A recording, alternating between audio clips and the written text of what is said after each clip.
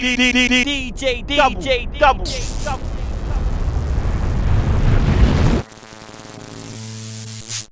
And we're in. Yes, what's going on, guys? Welcome to the channel. Today is officially known as Ghetts Day here in England, in the UK. Ghetts Day, because Ghetts' highly anticipated album, Conflict of Interest, drops today and is basically going to be the topic of conversation for at least a week. It's probably also going to be a chart-topping album. I think he's going to get a lot of industry support off of this. The rollout for the album's been incredible. The marketing and the build-up and the anticipation. So much so that I actually thought this album was dropping a month ago. It was only when it didn't drop that I realised, oh snap, it's actually coming out on the 19th of February, which is today. We've got it today. Ghetts' brand new album is out. 16 tracks, just over an hour's worth of listening. One of the most highly anticipated albums for the year, from the UK at the very least. So I think we should just jump straight in, both feet first, no introduction. Oh, actually, yeah, we do need to do an introduction just in case it's your first time seeing a DJDUBL review. So basically, we're listening through the album together. So I'm going to be pressing play on a track and you're going to be pressing play on the exact same track at the same time. So what you need to do is load up the album on your preferred streaming platform, however you want to listen to it. Load it up right now. And then every time you see this symbol right here, you pause this video, jump over to the album, listen through the song, and then come back to this video when the song's finished so that we can discuss what we just heard, basically. That's how the DJDUBLTV album reviews go. So load up the tracks now, load up the album, get back to this video, and we're getting to track number 1 straight away.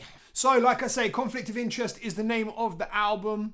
16 tracks to get through. I've heard a couple of them because some of the singles have already been released. But the very first track is called Fine Wine. And I haven't yet heard this. It's probably worth mentioning at this point. I love UK rap. Obviously, if you're familiar with the channel, you know a lot of my interviews, a lot of the reviews as well that I do are mostly based around UK rap. I do like grime, but I wouldn't necessarily say at this point in my life I am a grime fan. However, even though Ghetts is known as a grime artist and his entire career and come up has been a grime artist, I don't think that this album is going to be classed as a grime album. I think this is just going to be straight artistry, basically. There's no doubt going to be some grime in there, but I think there's going to be some rap in there as well. I think Ghetts is going to be outside the box with this a bit. So I think there's going to be some like proper artistry in the album. So let's drop into track number 1, which is called Fine Wine.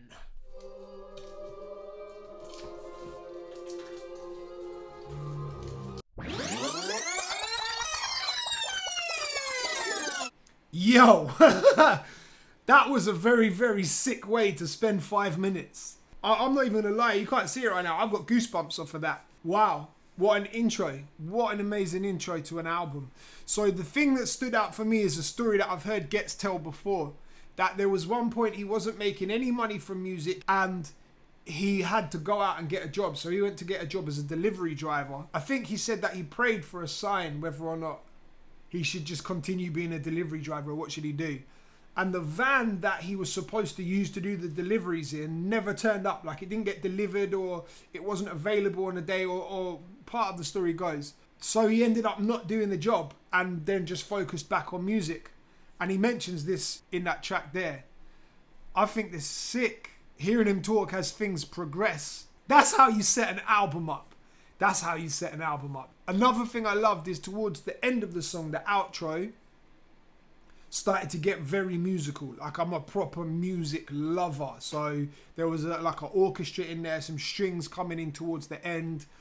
So Ghetts had his time on the track, but then at the end when he was done, there was maybe like a choir or some backing vocals doing some singing and then the orchestra building up. Like for me, that's a sick type of music. If I was a producer, that's the kind of music that I would make. And that's a very strong start to the album. I love that. So track number 2 is called Mozambique. Features JAYKAE and MOONCHILD SANELLY. I think it was released last year. I think it was released in 2020 as a single. So anyway, we're going to listen to it and I'm going to give you my opinion on it as soon as we've heard it. This is track number 2, Mozambique. Future. Senior. Baby.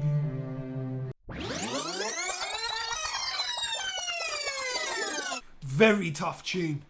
Like, a very strong track. Another one nearly 5 minutes long, but there's not one moment in that song where you can get bored. MOONCHILD SANELLY adds an amazing dynamic to that track as well. Like her voice and accent and her contribution to the record. It's just great. It's just a great hook. I thought that the first time I heard it, it's just amazing. Rude Kid delivers absolutely monumental instrumental on that. Like, brilliant. Rude Kid's a very good producer anyway, but this is probably the best beat that he's ever made, in my humble opinion. Ghetts does what Ghetts does. He delivers on that. I'm a fan of his voice. Like, I like the way that his voice sounds, and everything that he's saying in that track I enjoyed as well. So here's the hot take.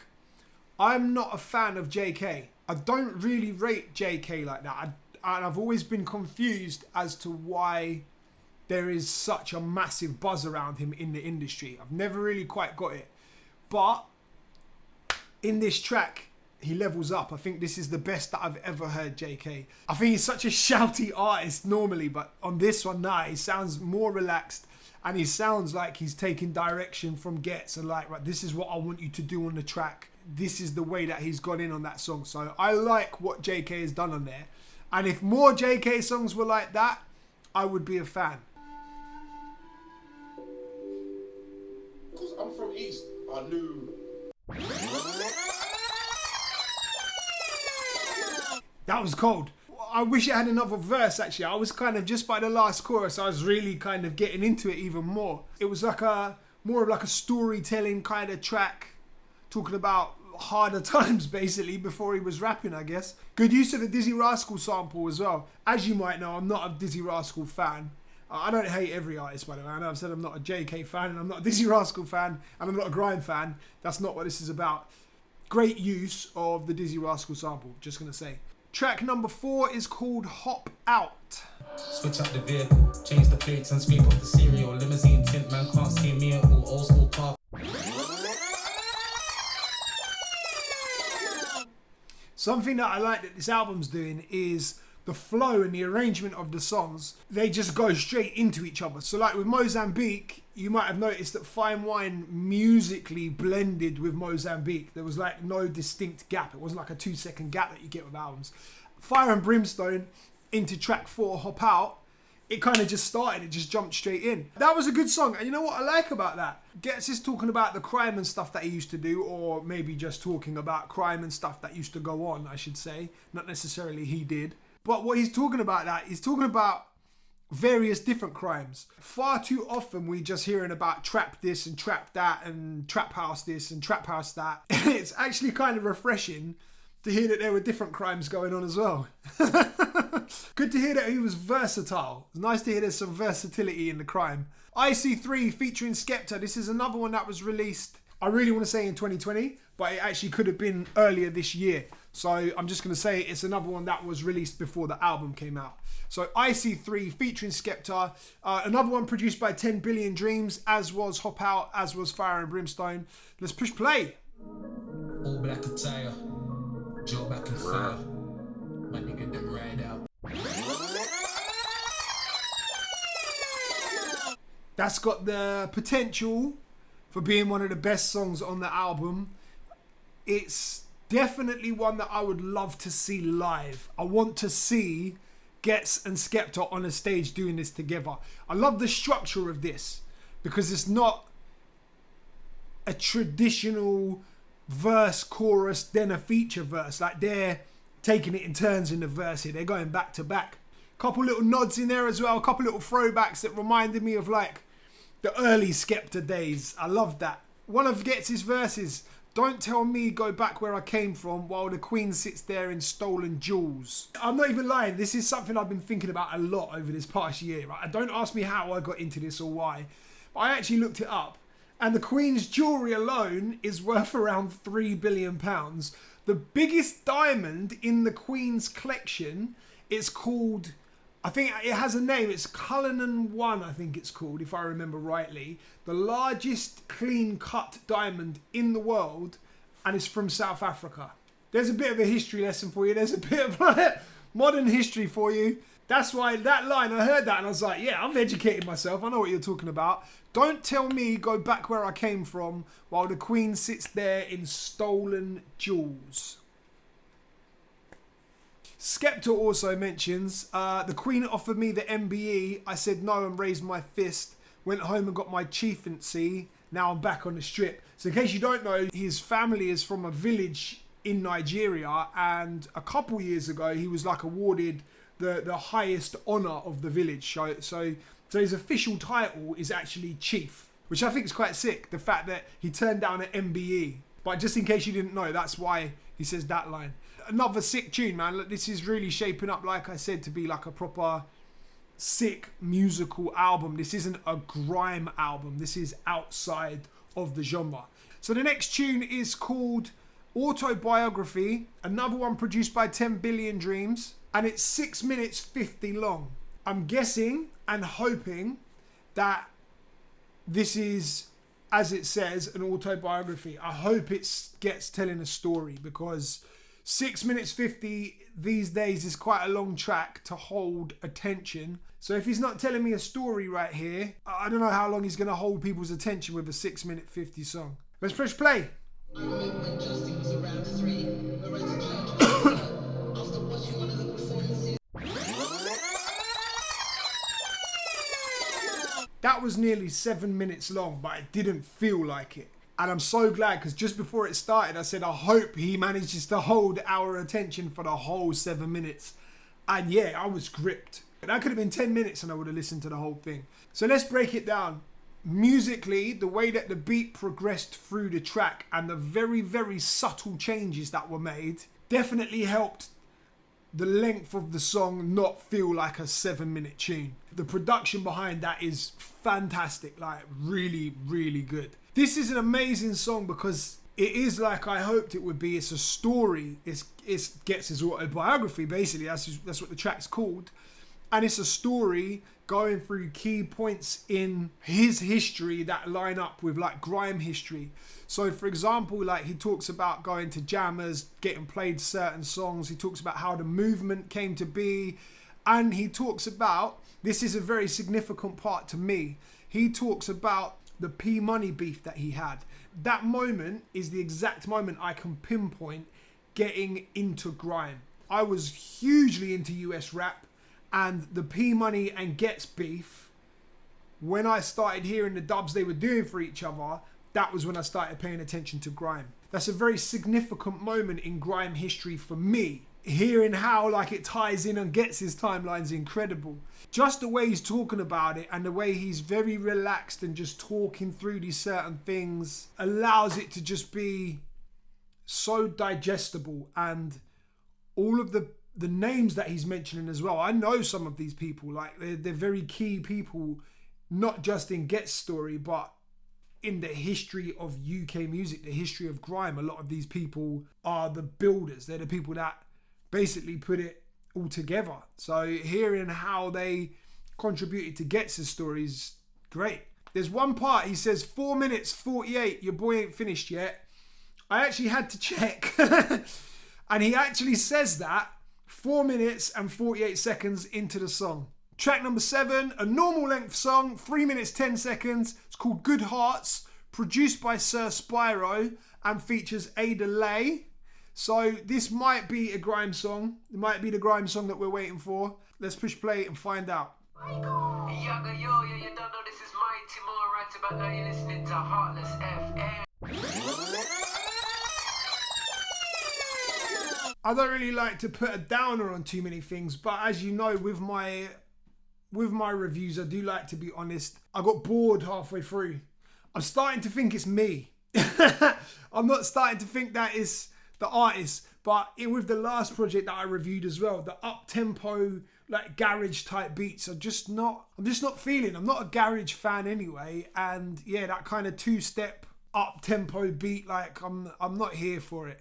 It wasn't a bad song, don't get me wrong. Like people that like garage and like up-tempo music will like it. For me, if it wasn't on the album, I would not miss it. Track number 7. You know what I could have done? If I was being really harsh, and as a perfect segue, I could have said track number 7 is dead to me. Actually, it just so happens, track number 8 is Dead to Me. That's the name of it. Track number 8 is called Dead to Me, produced by Reese Nicholas and TJ Amadi. No features, just Ghetts.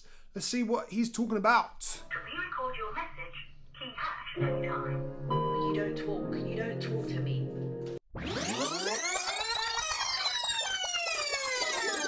I like it. There's a good tempo for Ghetts as well. And this is shaping up so nicely because, like I said at the start, I didn't think this was going to be a grime album. Like, I was really hoping it was going to be just like a, not an open format album, but just so much more to it and such a musical album. And it's turning out that way. And like, it's not just about the lyrics and what Ghetts saying here. Like, this is a full body of music. Like, the end of that track, there was a huge section where it's just the beat and instruments, like a piano and actual music rather than just bars and talking and rapping, and which is amazing. And of course, that's what I want to hear from Ghetts. But just hearing the fact that he's open to having this kind of musical journey as an album. And this is what it is. This is a proper journey. I think this is sick. I'm really, really enjoying this album at this point.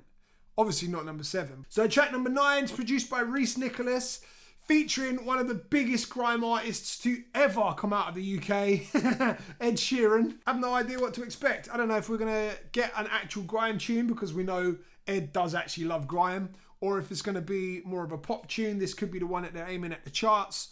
I have no idea. Literally, my expectations are all over the place for this. So let's just push play and hope for the best.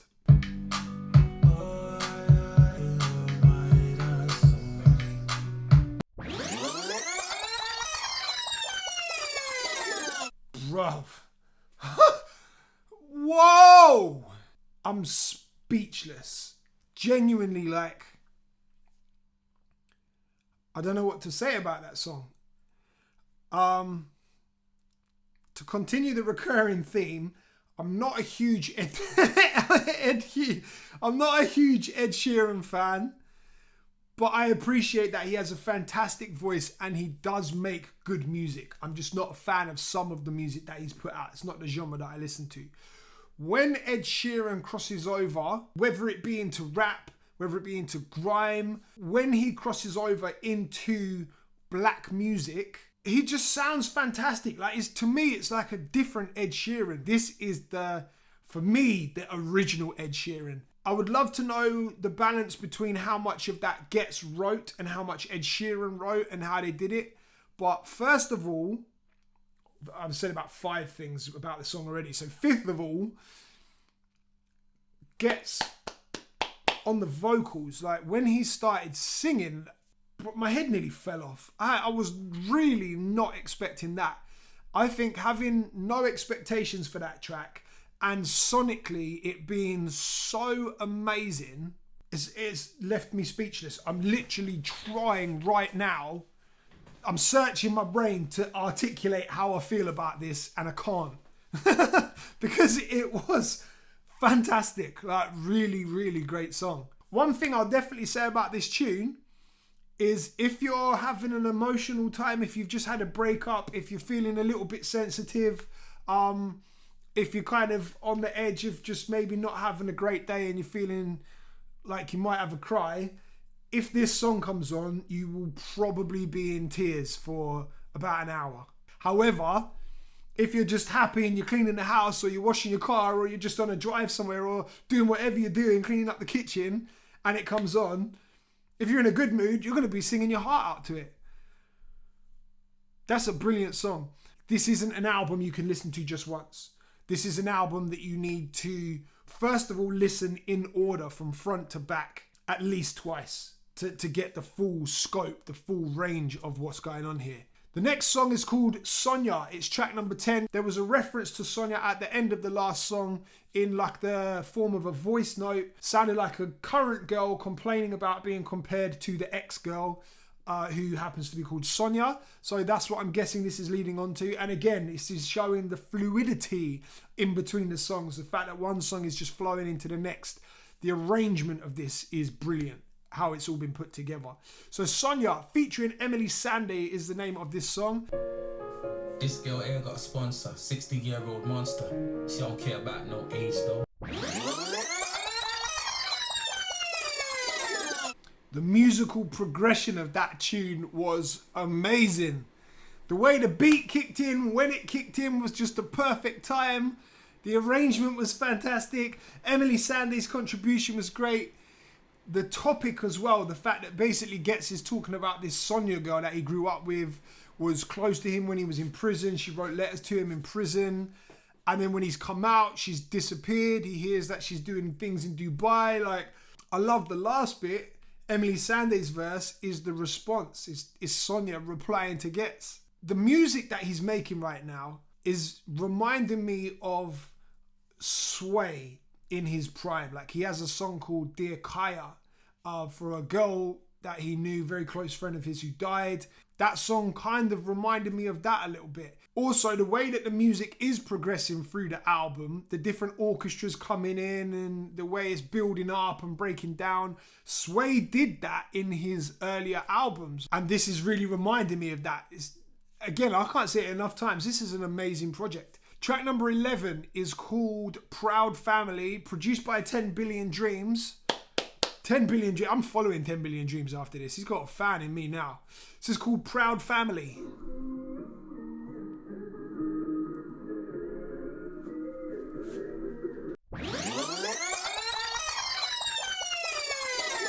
Another beautiful musical one, man. Proud Family. The line that stood out to me there, right, out of everything that he was saying, the one line I loved in that, I've replaced that X with an I. That's why they call me an icon. He's not an ex-con, he's an icon. And I'm sure it's deeper than that. He's probably talking about the fact that his ex-girl's gone as well, and he's focusing on himself. Like, knowing Ghetts, there's more to it than that, but that was the bit that stood out to me. So many punchlines, metaphors, similes, it's got the whole lot, but the message as well. He's a proud father. Even if he gets drawn out, like, it's kids first. If he lets something slide, it's because if he doesn't let it slide, he might go to jail and then he can't be there for his children. Like, the maturity is real. This is the stuff that really needs to be getting that airplay.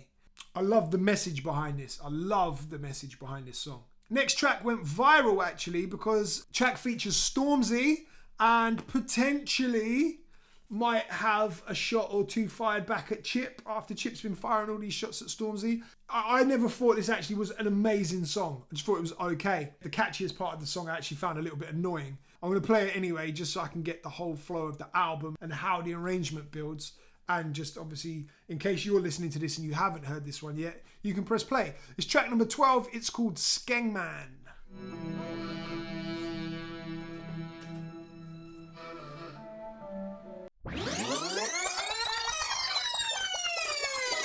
Honestly, the musical element that 10 Billion Dreams is bringing to this album is more than applaudable. This is just... I'm speechless, man, after every song. Even songs I've heard before, now I'm hearing them as part of the project. They just make more sense, and the way that the music just builds through the track. Towards the end of that, there was strings, maybe like a violin, that's dun dun dun dun, just adding a proper like dramatic effect to the end of a track. And it's quite a laid back track as well. When you listen to what they're saying, it's on the kind of aggressive tip, but then you listen to the instrumental, it's laid back tempo. Not a lot going on in the instrumental in a good way.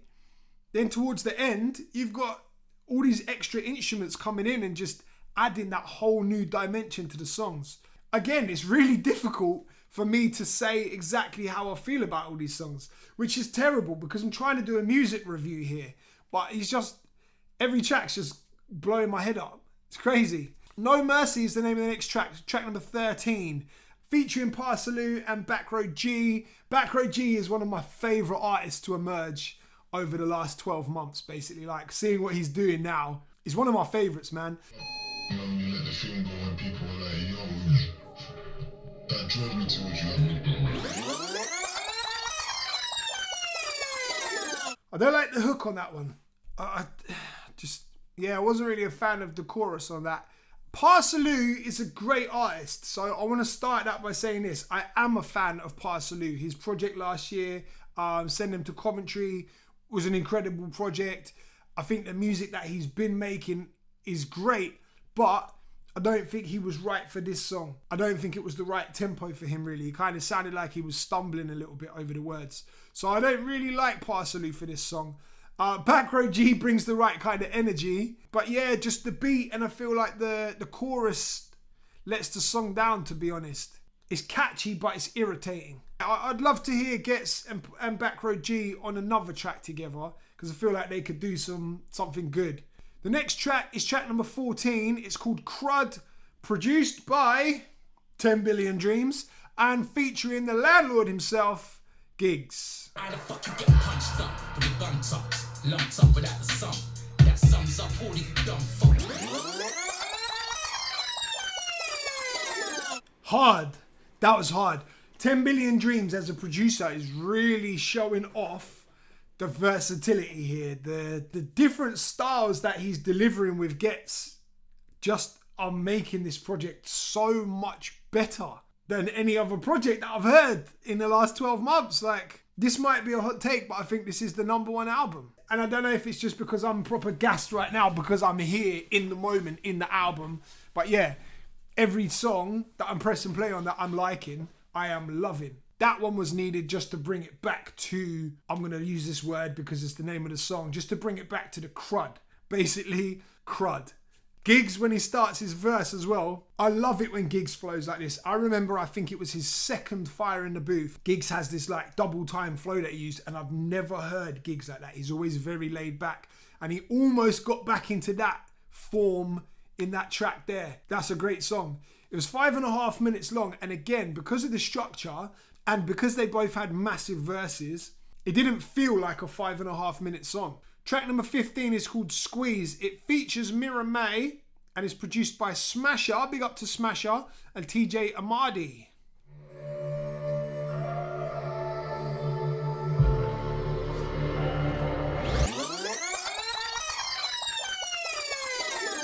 It didn't feel like a whole song.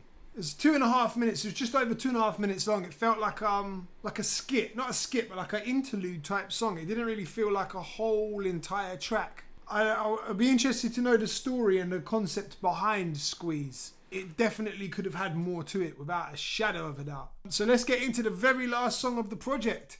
It's produced by Black Vinyl. It's called Little Boy Peep. Features Dave, HAMZAA, and Wretch 32. I don't sleep, I just close my eyes. I'm no sheep, no peep, she must die.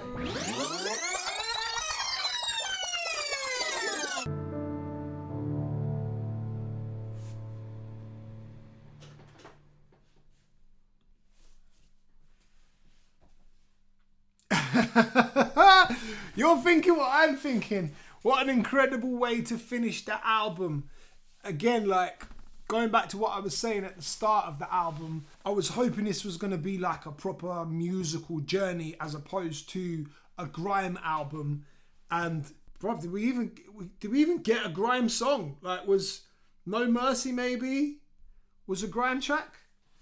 I don't think, personally, I don't think any of that would be classed as grime. That was just an amazing body of work. There's definitely songs on there that I think this time next year I will still be listening to. This is definitely an album that one listen isn't enough. You need to listen again. And I've said this before about albums, but with Ghetts and his wordplay and the way he structures the songs and everything about what he's done here, I think when I listen to it 5 times, I will just be scratching the surface of hearing every element of the project. So there it is, ladies and gentlemen. That was the Ghetts album review. I hope you lot enjoyed listening through that as much as I did. I thought that was an absolutely amazing project. I think probably my favourite track off there, if I've got to be completely honest, it just completely took me by surprise, was 10,000 Tears. On the first listen. On the first listen, 10,000 Tears is up there as my favourite track of the project because of how unexpected it was. Thank you very much for watching the review. Don't forget, let me know in the comments below if you agree with me. Tell me what your favourite tune is. Tell me what you liked about the project. Tell me what you disliked about the project. Tell me if you think there was anything missing from the project, any features Ghetts should have had, any expectations that you had. Tell me everything in the comments. Let's have a conversation. Let's open up the proper conversation about this brilliant album that has the potential to be the best album of the year. Let's face it. It's another DJDUBLTV review. Thank you very much for watching, and hit that comment section, hit the subscribe section if you haven't already, hit the notification section and the bell section and the share section, and send it out to everyone. Let's tell everyone. We're still approaching that 10,000 subscribers mark as well. We're literally like, I think we've got like 100 people left to go. So tell a friend to tell a friend. If you know people that love music, tell them about the channel. Let's get past that 10,000 subscribers mark. Thank you once again for watching. My name's DJ Double. This is DJDUBLTV. And we're out of here. Thank you very much. Goodbye.